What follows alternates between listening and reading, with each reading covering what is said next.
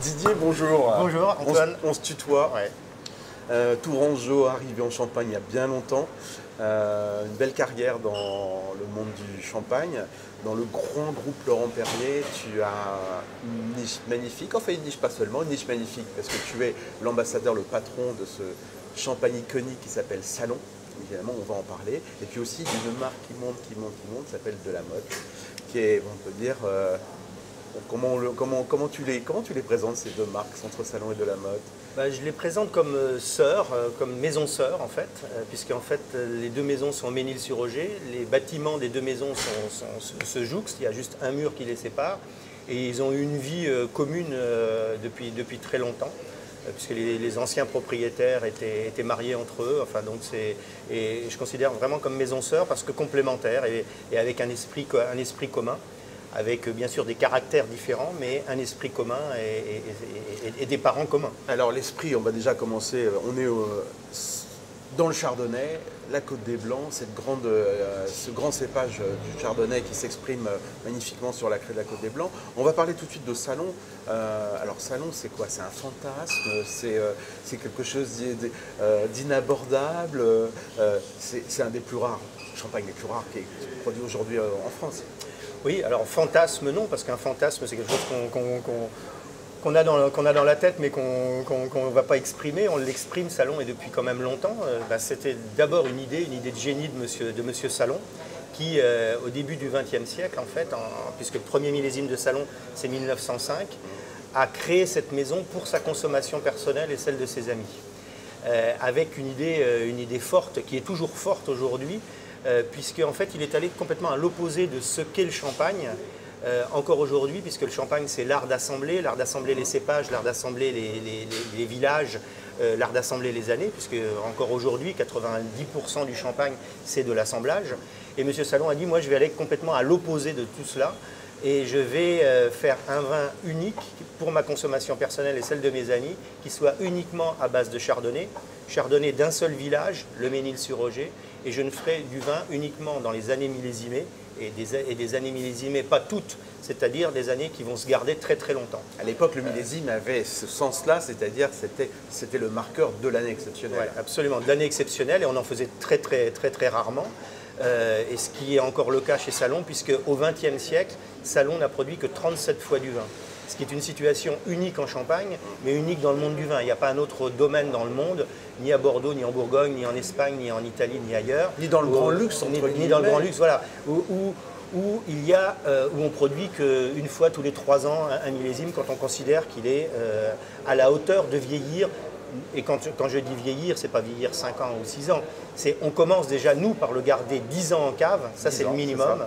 Et après, on va le boire 20 ans, 30 ans, 40 ans. Donc ça va complètement à contrario de ce qu'on imagine du champagne, où on dit le champagne, ça doit se boire très vite et ça se boit debout en mangeant des cacahuètes. Non, c'est un grand vin de garde.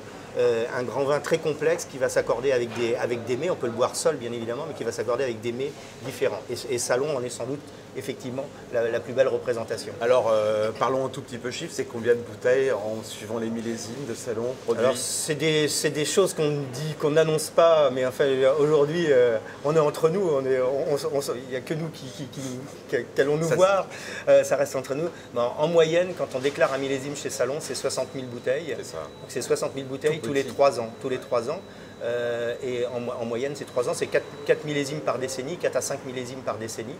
Et quand chaque année, la Champagne, toute la Champagne, produit 300 millions de bouteilles, nous, c'est 60 000 bouteilles tous les 3 ans. Il paraît que ça ferait peut-être 100 fois moins qu'une certaine marque, mais je ne dis rien. Je ne sais rien, je ne sais même pas à quelle marque vous faites allusion. Alors, millésime, actualité 2007. C'est ton millésime en ce moment. C'est la fin du 2007, tu retiens encore 2008, parce que 2008, il y a un truc particulier sur 2008 qui s'est passé. Absolument. Non, c'est le début du 2007. C'est le début du 2007. On commence vraiment à le voir sur les marchés. Même certains marchés export ne sont encore pas approvisionnés. 2007, c'est un millésime pour moi qui est très beau. C'est un très beau millésime. Très classique, dans le côté un peu froid, champenois. Absolument, très net, très vif. Pas forcément très aimable à boire aujourd'hui, mais c'est vraiment dans l'esprit Salon. salon de cette grande rectitude, de cette grande longévité. C'est vraiment le signe d'un vin de garde. Alors pour terminer notre conversation, tu vas nous dire un mot d'un millésime qui n'est pas sorti, mais qui est le suivant, et qui a une histoire assez particulière, le fameux 2008. Alors je ne sais pas si toi tu as une petite idée de quand des Magnum, c'est ça? Alors ce millésime Salon 2008, effectivement, c'est une histoire très, très particulière, puisqu'en fait, ce millésime, pour la première fois, je n'ai pas dit la dernière, mais en tout cas c'est la première fois chez Salon, n'a été produit uniquement qu'en Magnum. Il n'y a pas de bouteille qui a été produite. Dans une quantité extrêmement limitée, puisqu'en fait il n'y a eu que 8000 Magnum de produits dans ce millésime 2008. Oui, je sais quand est-ce qu'il va sortir, exactement, à la date et à l'heure près. Mais je pense que ça fera l'occasion de se revoir spécialement pour te l'annoncer. 8000 Magnum, et tu as déjà combien de demandes? Je pense à peu près 10 fois les 8000 Magnum. Ah ouais. Avant même que ça soit sorti, oui, très clairement.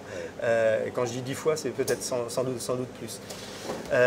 Donc c'est pour ça que je ne veux pas annoncer la date, parce que on est déjà sous pression, nous, à la maison, et on n'a aucune liste d'attente, parce que j'ai refusé de faire des listes d'attente, parce que ça se fera dans l'ordre avec nos importateurs, et il n'y aura aucun passe-droit. Parce que c'est comme ça que pour moi que ça doit marcher. Alors, je travaille avec des gens depuis 20 ans ou 25 ans avec qui j'ai une très grande confiance. C'est une confiance réciproque. Donc on va travailler ensemble avec mes 40 ans. Tu ne vas pas en faire particulièrement un objet d'hyper-spéculation? Non, ouais. Absolument pas. Après, tu sais pas. Absolument pas. Ce que je peux dire, c'est que ce millésime Salon 2008 ne sortira pas seul. Voilà. C'est toute l'information que je peux dire aujourd'hui. Entre Salon et de la mode, ou toujours en restant chez Salon? On verra. Bon. Ben alors merci Didier. Merci Antoine, plaisir. Plaisir.